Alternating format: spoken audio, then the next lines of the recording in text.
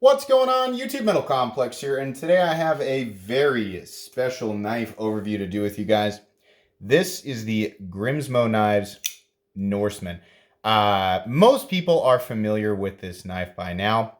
This is a very unique looking custom knife, but they've been around long enough that they're famous. You know, the Grimsmo knives are, in a lot of ways, it's kind of in the same infamy levels as the Hinder XM18 or the Chris Reeve Sebenza or the Strider SNG or SMF.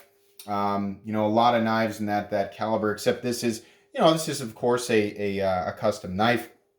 And a lot of people will argue, well, there are certain elements that are machines, so does it make it a full cut?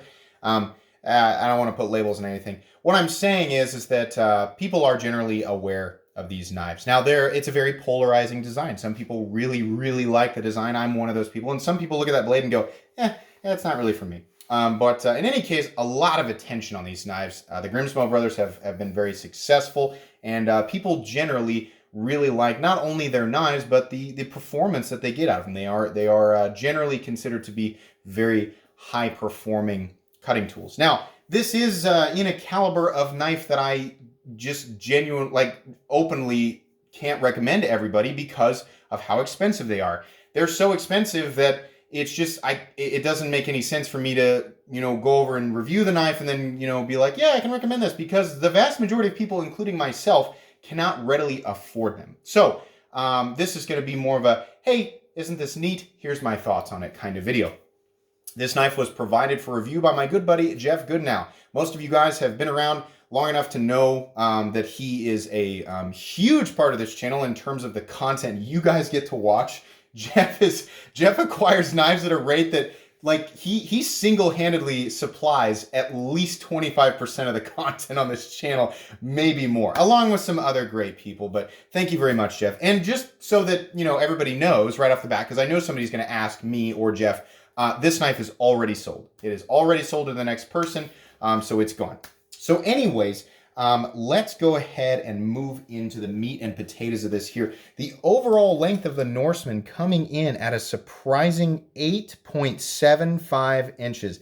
Like a lot of knives that I have reviewed, for whatever reason, the profile of the knife throws off my guess on the actual size of it. I always assumed that the Norseman was 8.25 inches. And this seems like, you guys know that feeling when you're watching somebody else review it, whether it's Jim Skelton or Nick Shabazz or anybody else. You look at how they're handling it, right? They're turning it over in their hands, right? They're doing the, and by the way, yeah, drop shut action. They're doing this, and your brain is trying to get an idea of how it feels, the mass of the blade, all that stuff.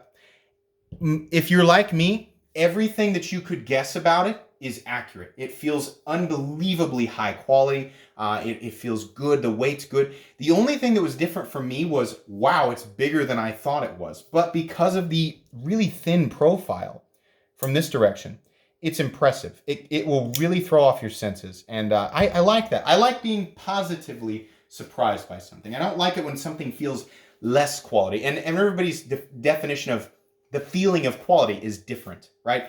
But when something feels as good as you expect it to or better, it's always a good feeling, right? The Norseman feels that way. Let's go ahead and do... Oh, wait, did I measure the blade? Let me measure the blade for you guys. Tip to scale, 3.75 inches. Your actual cutting edge is exactly 3.5 inches. Size comparisons. How about up against the Ontario Rat Model 1? Rat 1 is coming in at 8.6 inches. So you can see there, it's just a little bit shorter than the Norseman. How about up against the PM2? PM2 coming in at 8.3 inches overall. How about up against the Benchmade Griptilian, or say it with me, in this case, the Ritter Hogue. Ritter Hogue coming in at 8 inches overall. How about up against the Benchmade Bug Out?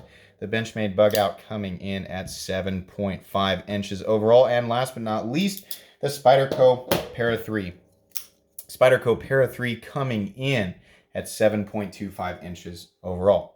So how's the action on this guy? Well, you guys already saw it. It's insane. It is absolutely falls shut. In fact, it falls shut so fast, and I'm not the only one to have said this. You got to make sure your fingers are out of the way. I mean, it is frictionless, and it falls shut so readily, it bounces a little bit. You know, the D10 is strong enough to keep it in there unless you're kicking it closed. But be cognizant of that. That guy closes without any encouragement. It absolutely is false shut. It is frictionless. It is maxed out. Somebody wants a good example of a knife that, because it's, you know, there's so many people like, oh, it has a drop shut action. Like, let me give you an example. Like, so many people are like, well, that's not that impressive because the Gonzo FH12 has false shut action.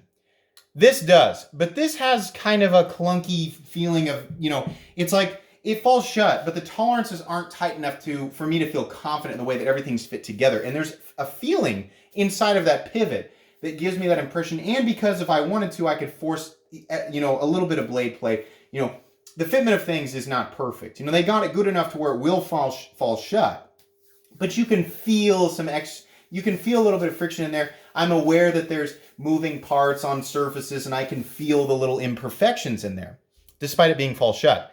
With the Norseman, no, it's false shut without any imperfections. It is a true, perfect false shut action. It is as false shut as any of the best knives in the world that people, you know, that people put that emphasis on. I've never felt a better action than that. I've felt knives that have that similar feeling. They cost a little bit less than this knife, and I've also felt knives that have that type of action that cost 2 to 3 times what this knife costs. So yeah, I mean, that's a good example of when I you know, I want to put a real emphasis on this. I've never felt anything. I felt similar action to this on some other high-end knives, but never anything better. That's as false shut as I've ever felt. Okay, we get it. You've beat it into the ground. Let's weigh it. So what you're looking at here are, you know, 2 big pieces of titanium. They are thin though, but they're not milled out. And again, you're looking at not a super duper thick blade, but a pretty big blade. So it doesn't come in at ultra lightweight, but it comes in at a good 4.8 ounces. I am perfectly okay with that weight. That's going to be a little heavy for some people, but most people will agree not overly heavy considering what you're getting here. And you are getting quite a bit of blade, and you're getting a really refined blade at that. So a little bit of information on this, because it's kind of confusing on how you get your hands on one of these. If you go to the Grimsmo Knives website right now, you'll notice that they have sort of a library of like knives that have been available on the website before, and you'll notice, the first thing you'll notice is, hey, they're all sold out. Like for somebody that's like got money in their pocket right now and they're like, I want to buy it, I've got a lot of money, I can pay for it, I think it looks good, I don't need to hear the rest of Complex's review to know that, go to their website, they're all sold out. That's been that way for a while. Here's how you get your hands on one. It's kind of an interesting system. Some people like it, some people don't. There's 2 different ways to do it. And I could be getting some of this wrong, but you can put your name in as sort of like a random selection thing. And as they make knives, right, they make some knives specifically for some people, which I'll explain here in a second. And then they just make whatever they want to make, I guess. And then of all the people who have signed up to be randomly selected, they randomly select a person once the knife is finished. They send them an email and say, hey, here's the one that we made. In this case, this one was blue and tumbled and had the diamond texturing and had a RWL 34 blade, which is a great blade steel. We'll get to that in a sec. Is this something you're interested in? And if that person who got selected is like, yeah, then you can buy it. I know this because, well, number one, I read it on the website. But number 2, a while ago, like 8 months ago, I was actually really interested in buying one. And after about a month and a half, I got selected. It really didn't take that long, but I might have got a little bit lucky. I imagine some people get selected within a week and some people don't get selected for like 6 months. But if you put your name in, as soon as one is, you know, made, and if they draw your name, then you have the option to buy it. You also have the option to go, nah, that setup's not really for me, so I'm not interested. Then they have a second system where you can put your name in to actually have one custom made, I guess. And then they draw names from that when they're ready to take a custom order. And then if you are, you know, still in the position to purchase one, then you can go ahead and be like, yeah, I want to. And then they send you a form that has all of their different options, the way that I understand it. And then you're able to do that. Now, I would imagine the wait time or the likeliness to be selected for that is much less than the likeliness to be selected for the random build version. So, but that's kind of how that works. So, anyways, now you also can find these currently on the secondary market. I don't think the prices are nearly as bad as they used to be. They used to be crazy, but a quick look at some retailers who sell some you know, slightly used high-end knives.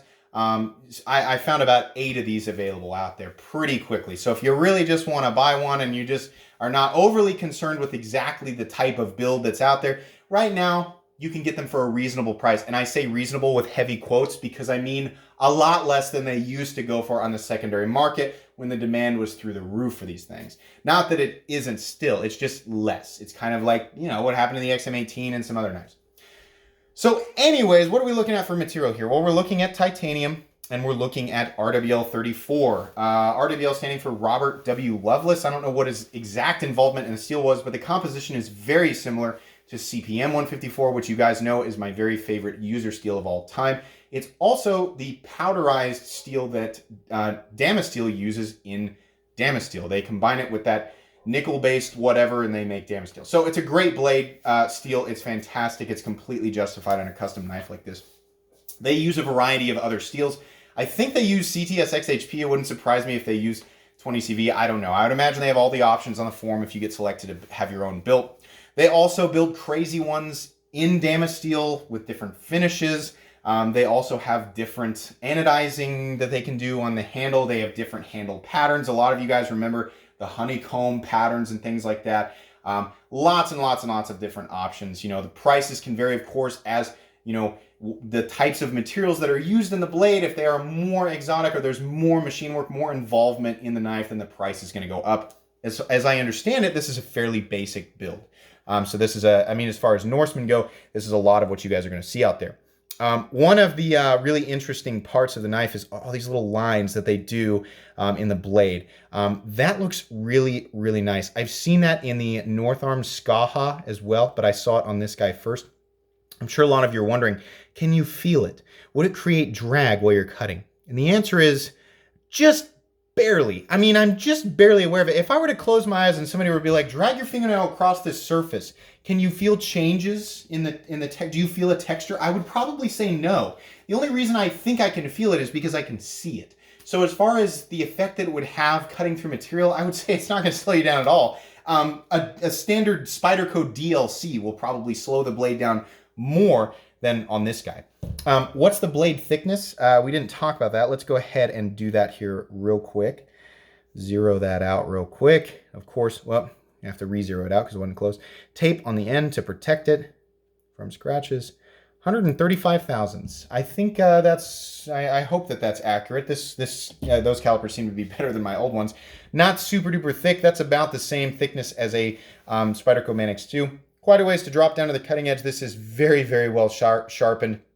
I think this one's slightly used, but from what I understand, that sort of reverse recurve mixed with, you know, I call it, it's like a compound hatchet edge. You can see there, it's hollow and then moves up to flat. So you have a lot of strength, you know, given this crazy angle and the amount of material that's carried down to the edge. This is actually a really good blade for like working tasks, you know, I mean, because it's very unlikely you're going to break that tip, both in terms of the geometry of it and in terms of the steel that's used. Now, there is an advantage in utility in this blade shape. I would imagine whether you're doing a push cut, you're doing a draw cut, it's not going to be the best at everything, but I think what people have found is that when they're using this, you know, in practice, this type of reverse recurve, for lack of a better term, or the actual term for that, actually does really, really well. Here's the big problem with it. Trying to sharpen it on a system like the KME, a guided system, is going to create a huge problem. You're likely going to round off this corner. You've got different distances between here and here and here and here, and then this sort of comes up. It's closer at the peak of this curve to where your clamps would be. I mean, there's a million other things that can actually cause imperfections in the consistency at the actual cutting edge. People who are master sharpeners by hand probably can do, you know, better. I think you still can sharpen it on a guided system. You just have to be very cognizant of the compound grind, the curvature of the reverse recurve, and, you know, all the other little things like this point right here. But okay, whatever. The other advantage to having two different, like an edge right here and an edge right here is, of course, you can use this front edge for maybe, you know, box opening or scraping or whatever, and then this can be your main cutting edge, and that's kind of nice, you know. But just understand that this is going to be substantially more difficult to sharpen than a regular, an edge that looks like this. That's going to be much easier to sharpen than this guy. Anyways, holy cow, 15 minutes in. I knew this was going to be a long one. Fantastic crowning on the spine of the blade. I love that. No sharp edges anywhere except, of course, the actual cutting edge and the tip. That's great. It looks fantastic from a factory level. This was obviously a professionally done blade. I really like the tumbling they've gotten mixed with those lines. This is just, it's one of the most handsome blades out there. The other nice thing is it's completely sterile other than the blade number. You can see the 1358 and the RWL there on the blade, which is nice. I really like that. I also really like the thumb stud. Not too sharp, but prominent enough that you can easily get your thumb on it. And it's also not in the cutting path like at all. So it's very, very well positioned. I like that. The blade deploys with incredible ease, whether you're using the flipper tab in a push button fashion or you're using it like a light switch. Sorry, I missed it there slightly, or you're using the thumb stud. It's fantastic. The detent is not ultra heavy, but strong enough to suck that blade into the handle. The other interesting thing is it doesn't actually pull the blade until the last minute. A lot of blades get pulled in right here, not the Norseman. It's way down at the end. I don't know why I like that. I just find that interesting. Functional jimping on the back of the knife. This knife has wonderful ergonomics.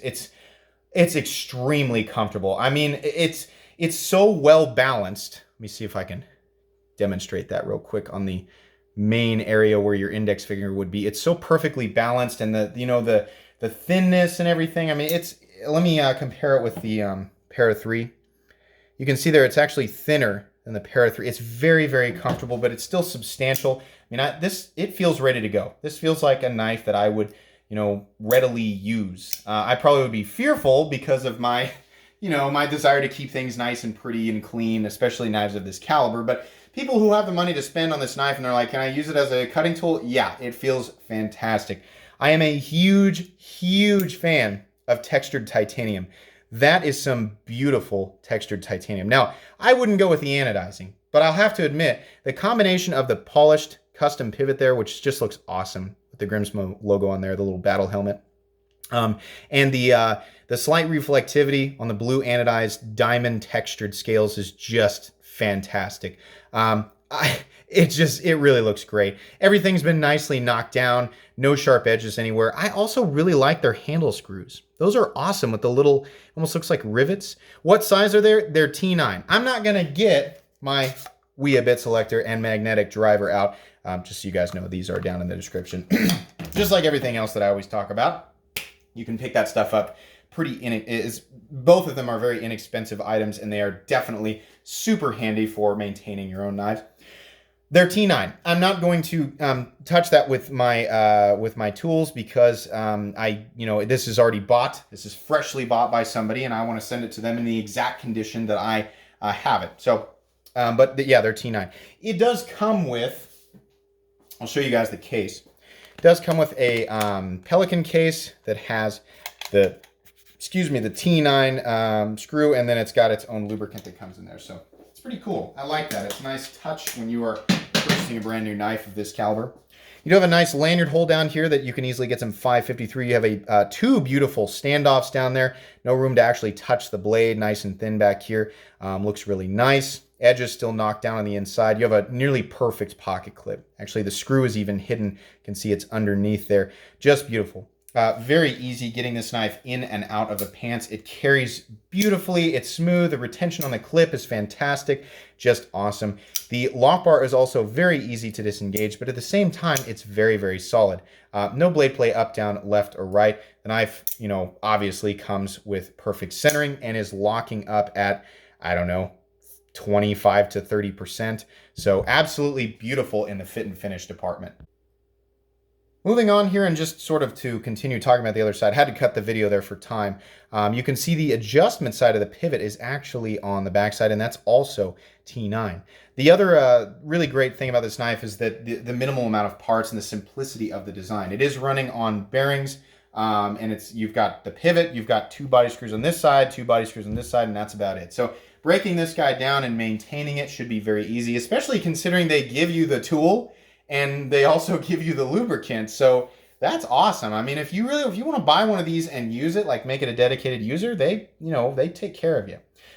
These knives are made 100% in the United States. Very premium caliber of knife. You are paying, a lot of, there's always somebody who's like, I could never justify spending more than X amount of money on a knife. $50, $100, $20, $5, $500, some people. These are expensive knives. In fact, on the secondary market, you can expect to see prices starting at about $1,000. Now, coming directly from them, I would imagine their most basic builds probably still demand prices right around that point. I couldn't imagine it being a whole lot less, but they do definitely get substantially more expensive, especially if you're looking at a Damascus version, something with Timascus, blah, blah, blah. You guys know the drill. That's the way that it is. So for people who only put value in utility, yeah, there's nothing wrong with thinking that way. A knife is a cutting tool in its base form. If you get exactly the amount of cutting performance that you think you should get out of a $50 knife, and you see no difference between that $50 knife and a $150 knife, then you're definitely not going to see the value in something like this. But for some people who, number one, of course, can afford it, I'm not one of those people, and number two, put value in the extra details, the extra mile that goes into making something like this. The amazing finish work, the crowning of the spine, the unbelievable action that in my experience, you're only going to get with a knife like this, truly. And then, also the exclusivity, the pride of ownership and just getting your hands on something that's kind of difficult to get your hands on. A lot of people do put understandable value in stuff like that. And those people aren't wrong either. It depends. It's worth however much people are willing to pay for it. And there are plenty of people, as you can see by the number on this blade, there are plenty of people out there willing to pay these types of prices for these types of knives, whether some of us like it or not. So what's my verdict? What do I not like about this? I don't know that there's a whole lot that I don't like about it. I will point out that blade is extremely polarizing. You're either going to like it or you're not. And I'll be the first to admit, I'm not the first to admit this, I've actually gone back and forth on that blade many times. It's one of the reasons I didn't pull the trigger when my name got drawn. That, and really the funds were no longer available because it's hard for me to, if I've got funds ready to buy a knife, it generally gets spent within a week. But they weren't ready, and on top of that, I wasn't convinced that I really liked the blade shape. And then I went back and I was like, I actually do really like that. I kind of, you convince yourself and you unconvince yourself over time. So that's one of those things. Some people are going to like it, some people aren't. I would really like there to be another thumb stud back here. There's plenty of room, and I like to do the reverse flick, and I don't know, maybe, on second thought, it looks like you can just sort of take it out and switch it to the other side, but I'd kind of like to see a dual thumb stud. Not that big of a deal. Other than that, though, gosh, I don't know that there's anything else I really can complain about. This is a very well-made knife. So for those of you who like how this looks and you've got the money to spend on it, do I think you'll be happy with your purchase? Yes, the knife is a little bit bigger in my experience, my opinion. It's a little bit bigger what I thought it was going to be. But it's about the weight. It feels as impressive, if not more impressive, than I actually had envisioned in my head. And everything is spot on. Everything is just perfect. It's, it's the same level of fit and finish you can expect from a knife that costs twice as much, or in some cases 3 times as much. It's fantastic. It's a very, very well-made knife, very prestigious. That action is to die for. A lot of people will pay this type of money just to experience this legendary Norseman action that, despite this being a knife that's been around for a really, really long time, it's still very impressive amidst so many other knives that are achieving close to and sometimes this exact level of smoothness in the pivot. This was wonderful. This was a lot of fun to do. Very, very motivated for this review. Very happy to be able to bring you guys a review of this knife on my channel. Once again, thank you so much, Jeff, for putting this in my hands. And congratulations to the person who owns this now. You'll be very, very happy with it. Guys, that's going to be pretty much it for today's overview. If you enjoyed this video, please leave a like. If you'd like to check out my other content, I do, of course, have lots of videos of knives that are either expensive or inexpensive that I do or don't like. So check those out. And if you enjoy all my content, go ahead and click on this Metal Complex logo right here and subscribe because there's definitely more coming. Thanks again for watching, everybody, and have a great day.